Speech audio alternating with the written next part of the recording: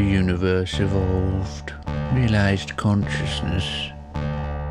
After approximately a day of this, it appeared remorseful to the observers, and then forgot itself. Many, many years later, and yet still intrinsic to that infinitely listless and disinterested cosmos loitering in emptiness, there'd been a noose, one the remaining observers tried shooting into space. They'd called it a lasso when interviewed on the TV, named it Sheriff Gibbons live on air. Soon after launching, it caught around the nose of a plane on the way up. This supposed failure was cited by the commentators of the time as the main reason everyone present turned away and walked home, abandoning their cars in the car park for as close to forever as a car can manage. Now, at some point lightly seasoned with remove, old Mrs. Chambers bought the Art Deco lift discarded from the town hall when it was being refurbished, and she set it up in her garden with the help of her nephew and niece, who used her basement to play guitars and hit boxes, sometimes even biscuit tins at Christmas. It was raised up from the ground by a wooden crane rented from the sawmill her brother ran. The rope entrusted with bearing the load of the lift, and Mrs. Chambers, who lay inside on a beanbag doing her puzzling, rolling hither and thither, revelling in its reflective elements. That rope, bearing the erratic sway of a pensioner living her best life, was the very same Sheriff Gibbons. Well, so there is a gentleman called Sheriff Gibbons, as you'd expect, christened post-rope trauma, who often rolls up in town in an immaculate 1957 Bel Air Chevrolet, and to this day claims he can walk through walls if no water is present. When a youth, his father had bought the graveyard and tipped over all the headstones so his children could leap from one to another without touching the ground. Stumbling somewhat on the final mossy slab, the young Sheriff Gibbons found himself not thwacking into the brick wall of the house edging the graveyard, as he'd expected, but instead spending a good 20 minutes within the very substance of the wall itself, before coyly sauntering out into the house's kitchen with a whistle, cradling a handful of miniature bricks. Finding the Stepson family was silently clearing up the supper plates, he feigned hunger, and was duly offered various finger foods before Mrs. Stepson took him home, brickless.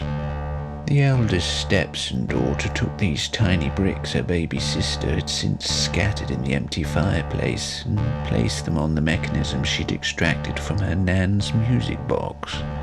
Setting it in motion, she watched them rotate on the platform, the approximate tune of Twinkle, Twinkle, Little Star somewhat muffled by the pillow she'd placed her bricolage on. Something, or possibly someone, looked away and began helplessly grabbing again at the bobbing ring in the water that had been thrown by their granddaughter, yet was now floating beyond the reach of their will. Efforts that seemed to the little girl, even at that young age, a lot like they didn't want to grip on to buoyancy and the future it offered. Perhaps she's part porpoise, she remembered concluding at the time. It had all got rather out of hand.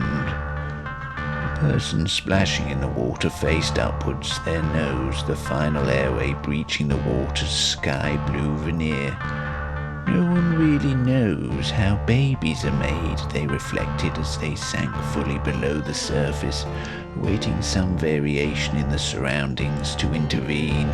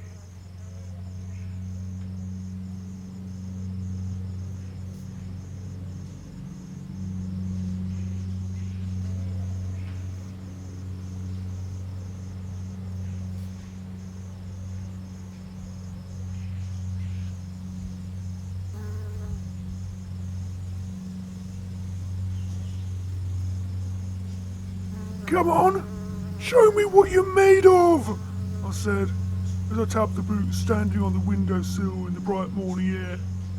One worm poked its head out the tow hole, gave me a long look and retreated.